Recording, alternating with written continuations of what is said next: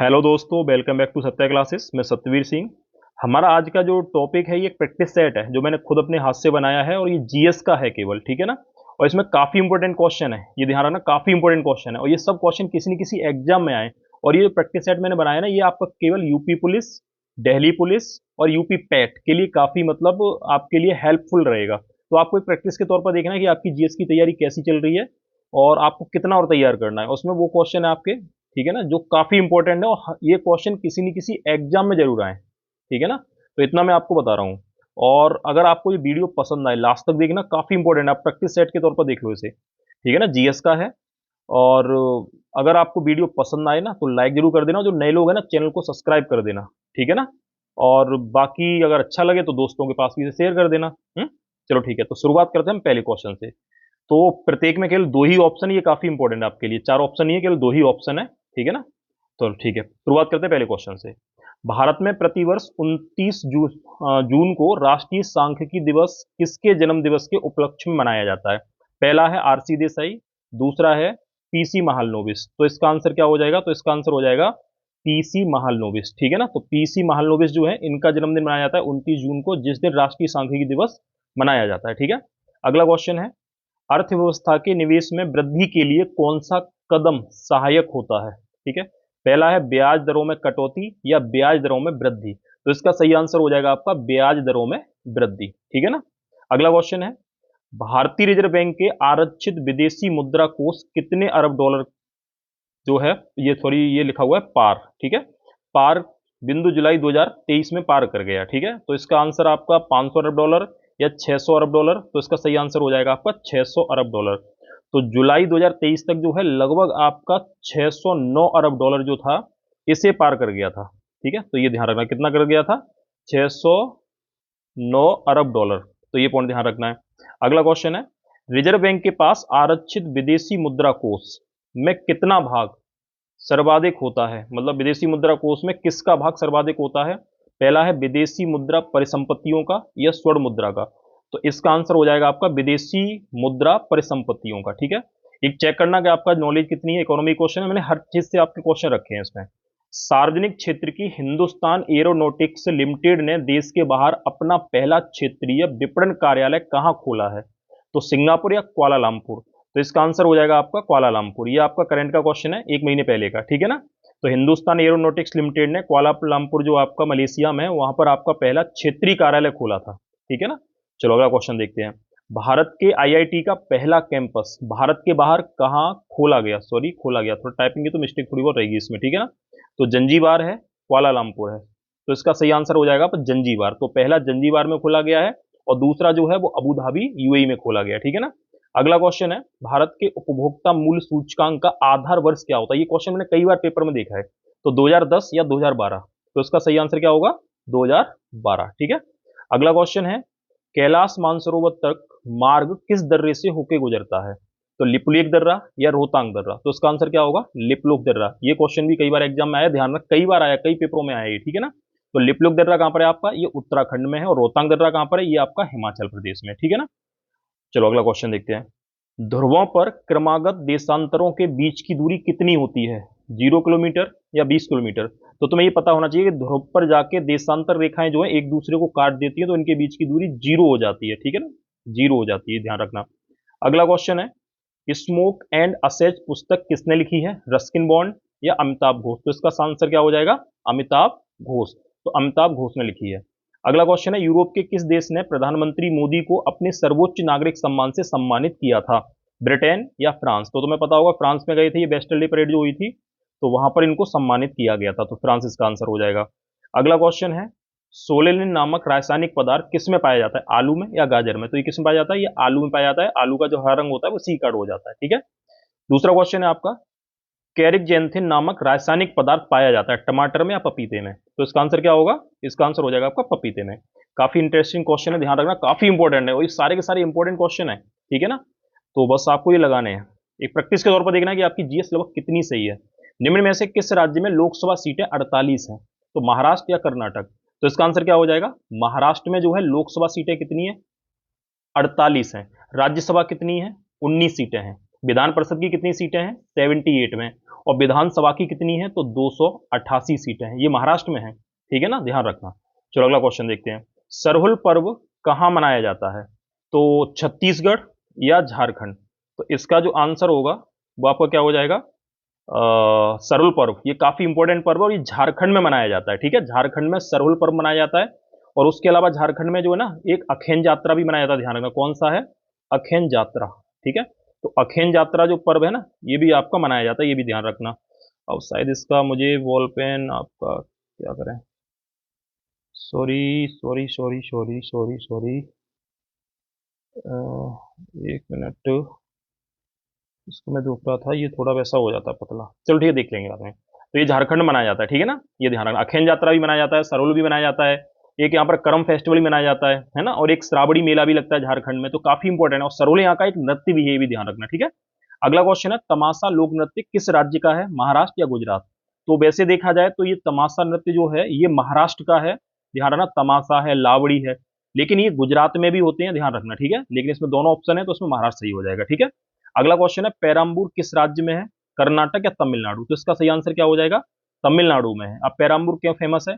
क्योंकि पेराम्बूर में आपकी रेल कोच फैक्ट्री है, जो विश्व की सबसे बड़ी रेल कोच फैक्ट्री है पेराम्बूर। ये आपका चेन्नई में है, कहां पर है? तमिलनाडु में। तो ये पॉइंट आपको ध्यान रखना है, ठीक है ना। और उसके अलावा अगला क्वेश्चन देखते हैं। अगला क्वेश्चन है क्वेश्चन नंबर 18, ठीक है ना। कुनेन प्राप्त होता है छाल से या पत्ती से? तुम्हें पता होगा ये किससे प्राप्त होता है? छाल से प्राप्त होता है, सिनकोना की छाल से प्राप्त होता है, और इसका प्रयोग किसमें होता है? मलेरिया की दवा में इसका प्रयोग किया जाता है, ठीक है ना। अगला क्वेश्चन है 19वां, रामकृष्ण मिशन की स्थापना कब की गई थी? 1893, 1897? तो इसका सही आंसर क्या होगा? इसका सही आंसर हो जाएगा आपका 1897 में। रामकृष्ण मिशन की स्थापना किसने की थी? स्वामी विवेकानंद ने की थी। कहाँ की थी? आपका बंगाल में की थी, ठीक है। उससे पहले 1893 में स्वामी विवेकानंद ने शिकागो जो संसद हुई थी ना, उसमें उन्होंने भाषण दिया था। कब दिया था? 1893 में। ये ध्यान रखना है, ठीक है। अगला क्वेश्चन है, अलियाबेट द्वीप किस नदी के मुहाने पर है, नर्मदा या ताप्ती? तो इसका आंसर क्या होगा? तो अलियाबेट और खदियाबेट दो द्वीप हैं आपके। तो अलियाबेट कहां पर है? नर्मदा के मुहाने पर है। और जो मैंने बताया खदियाबेट, तो खदियाबेट नाम का जो है ना ये कहां पर है? तो ये हो जाएगा आपका ताप्ती के मुहाने पर हो जाएगा। तो ये पॉइंट ध्यान रखना है, ठीक है। अगला क्वेश्चन देखते हैं। नेक्स्ट क्वेश्चन है, ओपेक की स्थापना 1960 में हुई थी, इसका मुख्यालय किस देश में है? तो इटली में है या ऑस्ट्रिया में है? तो ओपेक जो है, ओ पी ई सी, ओपेक, तो ओपेक जो है पेट्रोलियम निर्यातक देशों का समूह है, और इसकी स्थापना 1960 में हुई थी। इसका मुख्यालय वियना में है, और वियना किसकी राजधानी है? ऑस्ट्रिया की, ठीक है। ऑस्ट्रिया जो यूरोप का एक देश है, और वियना जो है ना ये डेन्यूब नदी के किनारे है। कभी कभी क्वेश्चन आया था कि वियना जो है ये किस नदी किनारे है? डेन्यूब नदी। और ओपेक यानी ऑर्गेनाइजेशन पेट्रोलियम एक्सपोर्ट कंट्रीज, ये आपकी इसकी फुल फॉर्म हो जाएगी। अगला क्वेश्चन है, कयाल भारत के किस तट पर पाए जाते हैं? तो कयाल नाम की जो झीलें हैं ना, कोरोमंडल या मालाबार? तो इसका सही आंसर क्या होगा? मालाबार। तो ये मालाबार जो तट है उस पर पाई जाती है, ठीक है ना। अगला क्वेश्चन देखते हैं, किस चक्रवात को समुद्र पर जल स्तंभ कहते हैं, टारनेडो या बिलीबिली? तो इसमें हो जाएगा आपका आंसर टारनेडो। कहां चलता है? ये अमेरिका में चलता है, तो इसे समुद्र पर जल स्तंभ कहा जाता है। और बिलीबिली कहां चलता है? ये ऑस्ट्रेलिया में चलता है। जैसे अमेरिका में एक हरिकेन भी चलता है, एक कैटरीना भी चलता है, ठीक है, कटरीना। तो ये आपका ये चलते हैं, ठीक है। अगला क्वेश्चन देखते हैं, किस नदी के किनारे मदुरै शहर स्थित है, बैगई या कावेरी? तो इसका आंसर हो जाएगा आपका क्या हो जाएगा? बैगई। तो बैगई नदी के किनारे आपका मदुरै शहर है, और बैगई नदी कहां पर है? आपकी तमिलनाडु में बहती है। और मदुरै में एक मंदिर है, इसका नाम है मीनाक्षी मंदिर, ठीक है ना। मीनाक्षी मंदिर मदुरै में है, तमिलनाडु में, बैगई नदी के किनारे। ध्यान रखना, काफी इंपॉर्टेंट क्वेश्चन है, ठीक है। अगर आपको वीडियो पसंद आ रही है तो लाइक जरूर कर दो। लाइक में कुछ ज्यादा ये तो नहीं मैं विधायक बन जाऊंगा तो लाइक कर देना। चलो अगला क्वेश्चन देखते हैं, कौन सा अनुच्छेद विधायिका और कार्यपालिका की शक्तियों को सीमित करता है? अनुच्छेद 20, अनुच्छेद 21? तो इसका सही आंसर क्या हो जाएगा? अनुच्छेद 21 हो जाएगा, जिसमें प्राण एवं दैहिक स्वतंत्रता है। क्योंकि क्या होता है कि विधायिका और कार्यपालिका जो है व्यक्ति की प्राण एवं दैहिक स्वतंत्रता में बहुत सारी स्वतंत्रताएं आती हैं, जिन पर वो क्या करते हैं? प्रतिबंध लगाने की कोशिश करते हैं। तो उनकी शक्तियों को सीमित कौन सा करता है? अनुच्छेद 21 करता है। अगला क्वेश्चन है, सर्वोच्च न्यायालय में न्यायाधीशों की संख्या कितनी है? वर्तमान में पूछी है, ठीक है, 24 या 34? तो इसका सही आंसर क्या होगा? 34। 33 प्लस 1, तो 33 अन्य है, एक मुख्य है। अगर आपसे पूछा जाए कि 1950 में जब सर्वोच्च न्यायालय का उद्घाटन किया गया था, उस समय सर्वोच्च न्यायालय में न्यायाधीश कितने थे? कुल मिला के 8 थे, 7 अन्य थे, एक मुख्य था, ठीक है। ये पॉइंट आपको ध्यान रखना है। और जो 1773 में जो सुप्रीम कोर्ट आपका कलकत्ता में बनाया गया था ना, उसमें 3 न्यायाधीश थे, जिनमें एक जो था वो मुख्य न्यायाधीश थे जिनका नाम था एलिजा इप्पे। तो और ये पूछा जाए कि सुप्रीम कोर्ट जो कलकत्ता में स्थापित किया गया था उसके मुख्य न्यायाधीश का नाम क्या था, तो उनका नाम था एलिजा इप्पे। ये ध्यान रखना है आपको, ठीक है ना, एलिजा इप्पे। चलो अगला क्वेश्चन देखते हैं। नेक्स्ट क्वेश्चन आपका है, भारत के किस संविधान संशोधन के द्वारा मंत्रिपरिषद का आकार निर्धारित किया गया था। यानी मंत्रिपरिषद जो है ना, इसमें सदस्यों की संख्या 15% से ज्यादा नहीं होगी। ये व्यवस्था 91 यानी 91 में संविधान संशोधन के द्वारा की गई थी, ये ध्यान रखना, ठीक है ना।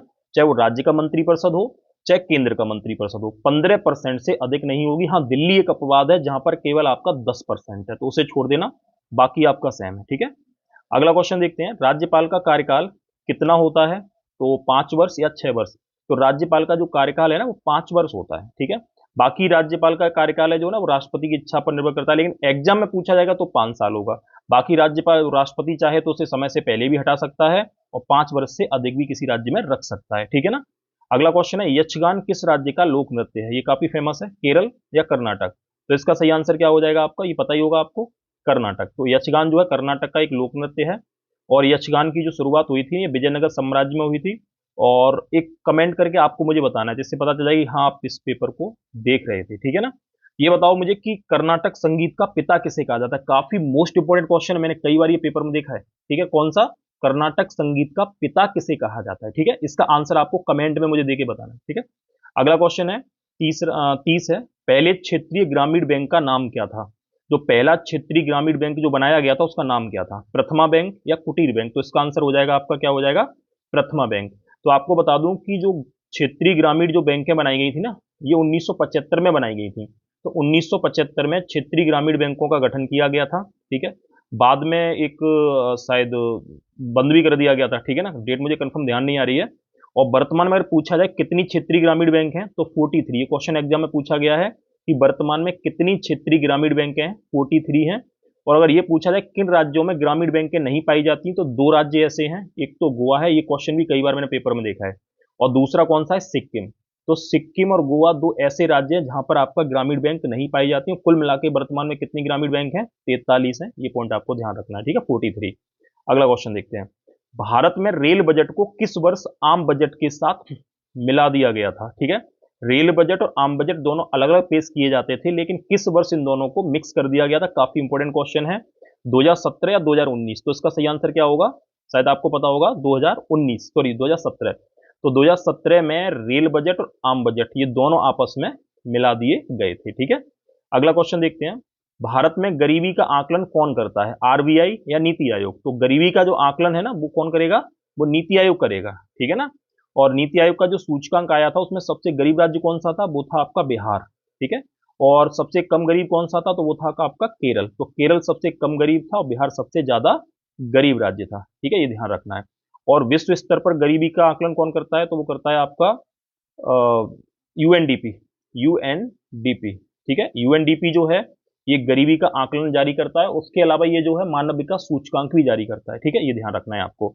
अगला क्वेश्चन देखते हैं, किस वर्ष भारतीय रुपए को 2 बार या भारतीय रुपए का 2 बार उन्मूलन किया गया था। तो किस वर्ष किया गया था, तो ये 1991 में किया गया था। लेकिन मैं बता दूं 1991-92 में जो था ना ये 3 बार किया गया था, ठीक है। अगर पूछा है किस वर्ष 2 बार किया गया था, तो 2 बार तो केवल 1991 में किया गया था, लेकिन लगातार आपका जो वित्तीय वर्ष था ना 1991 और 92, यानी वित्तीय वर्ष आपके इस हिसाब से चलेगा, तो इसमें 3 बार किया गया था, ठीक है। मैं आपको फिर बता दे रहा हूं, अगर पूछा जाए 2 बार किस वर्ष किया गया था, तो 1991 में किया गया था, ध्यान रखना, ठीक है। चलो अगला क्वेश्चन देखते हैं, बुल और बियर शब्द का संबंध किससे है, बैंकों से है या शेयर बाजार से है। तो इसका किससे हो जाएगा, बुल और बियर का संबंध हो जाएगा शेयर बाजार। इससे तेजड़िया और मंदड़िया कहा जाता है, ठीक है। बुल जो होता है इसको मतलब तेजड़िया बोलते हैं, और बियर जो होता है इसे बोलते हैं मंदड़िया। ये शेयर मार्केट से संबंधित है, ये ध्यान रखना, ठीक है। और शेयर मार्केट पे नियंत्रण कौन सी कंपनी करती है, तो वो कौन सी करती है, सेबी करती है। तो शेयर मार्केट पर जो नियंत्रण जो रखेगी ना वो सेबी रखेगी, ये पॉइंट आपको ध्यान रखना है, ठीक है। अगला क्वेश्चन है, नरसिम्हन समिति का संबंध किससे है, बैंकिंग सुधार से या बीमा सुधार से। ये काफी बार क्वेश्चन आया है एग्जाम में, तो इसका आंसर हो जाएगा आपका बैंकिंग सुधार से संबंधित है, ये पॉइंट आपको ध्यान रखना है, ठीक है।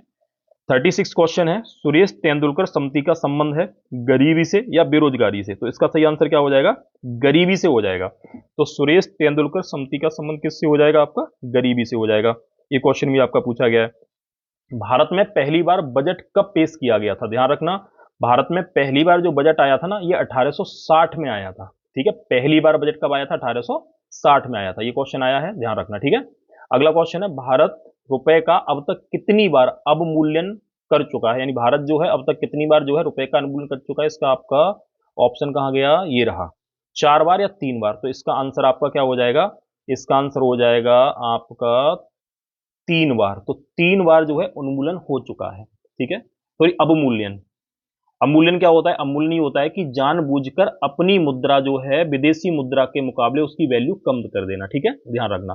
भारतीय रुपए का पहली बार अवमूल्यन किस वर्ष किया गया था, तो 1949 या 1966। तो पहली बार आपका अवमूल्यन जो किया गया था ना, वो 1949 में किया गया था। मैंने बोला अवमूल्यन ये होता है जानबूझकर अपनी मुद्रा को विदेशी मुद्रा के मुकाबले उसकी वैल्यू कम कर देना। ठीक है, ध्यान रखना।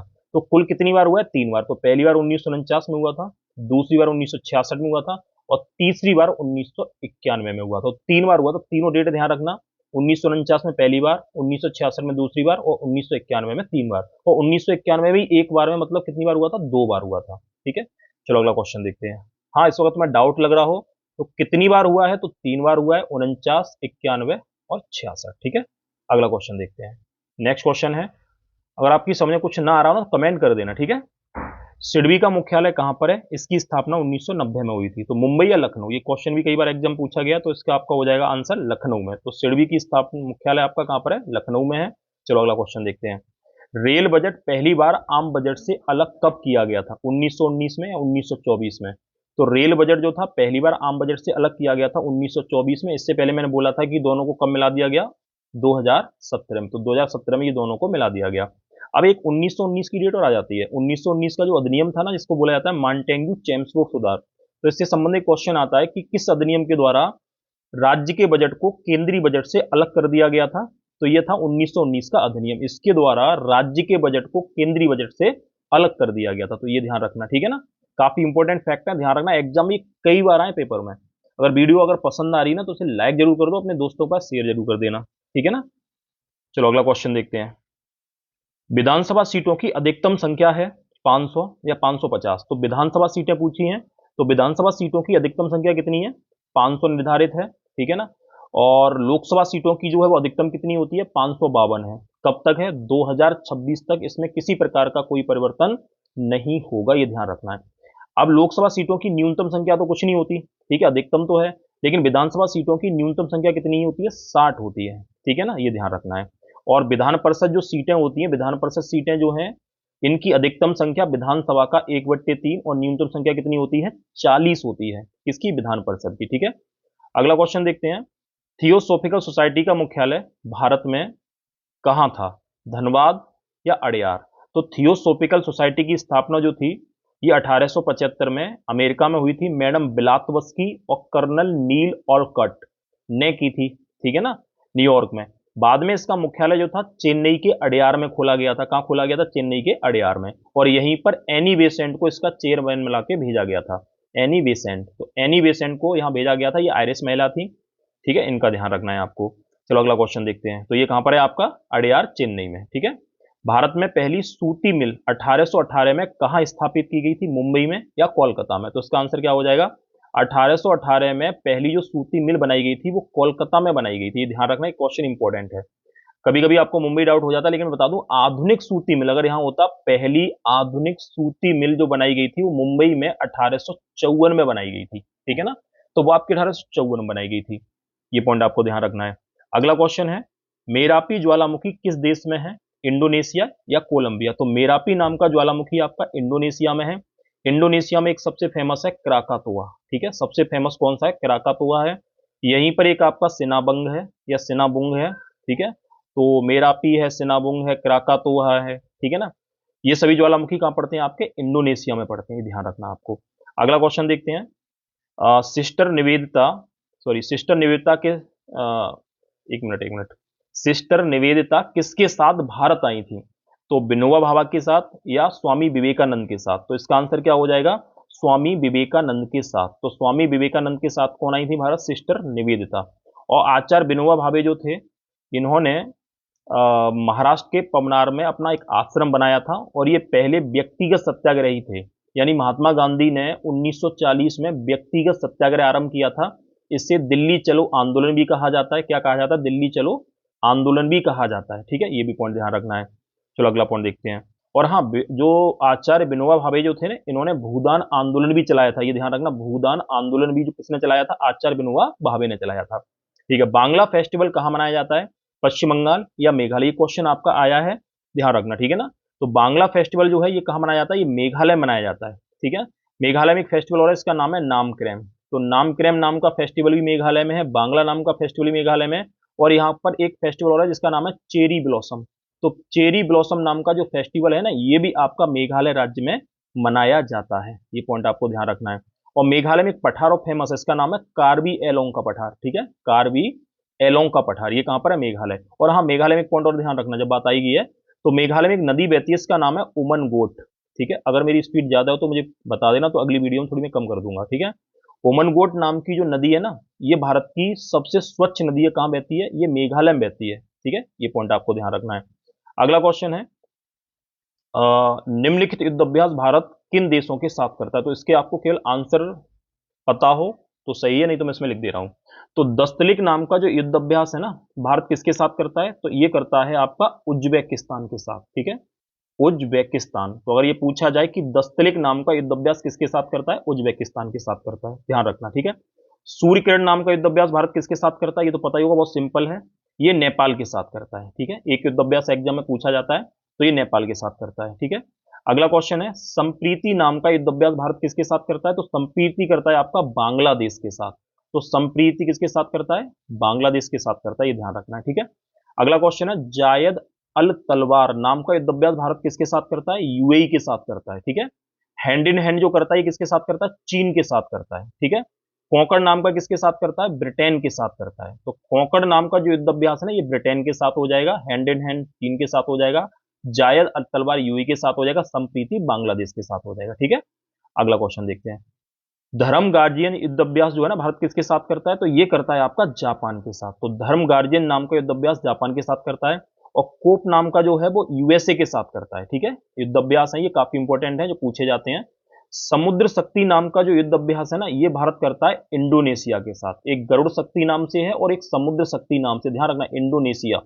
तो गरुड़ शक्ति और समुद्र शक्ति दोनों युद्ध अभ्यास आपके इंडोनेशिया के साथ हैं। ठीक है, उसके अलावा है एक आपका सिन्यू मैत्री। तो सिन्यू मैत्री युद्ध अभ्यास जो है ये भी भारत जो है जापान के साथ ही करता है। ठीक है, अगला है जायद अल बहार। तो जायद अल बहार नाम का जो युद्ध अभ्यास है भारत किसके साथ करता है? कतर के साथ करता है। किसके साथ करता है? कतर के साथ करता है। ठीक है ना, उसके अलावा अभ्यास चक्रवात, ये ध्यान रखना, ये पहली बार किया जाएगा भारत के द्वारा। किसके साथ किया जाएगा? तो अभ्यास चक्रवात ये राजस्थान में होगा और ये किसके साथ होगा? मिस्र के साथ होगा, ध्यान रखना, पहली बार होगा। अल मोहद अल हिंदी नाम का जो है ये किसके साथ होता है? ये सऊदी अरब के साथ होता है। तो ये सऊदी अरब के साथ भारत करता है। ठीक है, कौन सा? अल मोहल और अल हिंदी। अगला है आपका इंद्र नाम का युद्ध अभ्यास भारत किसके साथ करता है? तो नॉर्मल पता ही होगा, पुराना है, रूस के साथ करता है। किसके साथ करता है? रूस के साथ करता है। और मित्र शक्ति नाम का युद्ध अभ्यास किसके साथ करता है? तो ये करता है श्रीलंका के साथ। किसके साथ? श्रीलंका के साथ इसे करता है। ठीक है, अगला है वरुण। तो वरुण नाम का जो करेगा वो किसके साथ करेगा? ये फ्रांस के साथ करेगा। तो वरुण नाम का जो अभ्यास है ना, ये फ्रांस के साथ भारत हर साल आयोजित करता है। तो ये रहा हमारा जो था आज का प्रैक्टिस सेट था, जीएस का था। और उम्मीद करता हूं कि शायद तुम्हें ये काफी अच्छा लगा होगा। अगर ये आपको पसंद आया ना तो प्लीज यार इसे शेयर जरूर कर देना और वीडियो को लाइक जरूर कर देना। ठीक है ना, ताकि आगे वीडियो बनाने में थोड़ा सही लगे। ठीक है ना, तो ये जीएस का पेपर था। अब आपको इसमें देखना है आपको कितना आ रहा था। मैंने इसमें ऑप्शन 4 नहीं रखे थे, केवल 2 रखे थे। ठीक है, और मैं उम्मीद करता हूं कि आपको अगर वीडियो अच्छी लगी हो तो मैं एक दिन छोड़ के ना, बीच में एक दिन गैप करके, जैसे आज मैं इसे डाल रहा हूं, कल इसे नहीं डालूंगा, परसों अपलोड करूंगा इसी प्रकार का एक पेपर। ठीक है ना, तो आपको जो है लगाना है, डेली लगाना है। मैं आपको बता रहा हूँ वही क्वेश्चन मैं रखूंगा जो पेपर में पूछे गए हैं और ये काफी आपके लिए इंपॉर्टेंट होंगे। शायद उम्मीद करता हूँ इसमें शायद क्वेश्चन आपके लिए फंस जाए। Delhi police, UP police special और आपका पैट के लिए, क्योंकि पैट में 50 नंबर की आपकी क्या होती है? जीके होती है। और ध्यान रखना यूपी पुलिस की वैकेंसी शायद जो है सितंबर की स्टार्टिंग में आपकी आ जाएंगी। ठीक है, तो जो नए लोग हैं ना वो चैनल को जरूर अभी फिलहाल में सब्सक्राइब कर दो। ठीक है, मिलते हैं अगली वीडियो में, तब तक के लिए बाय।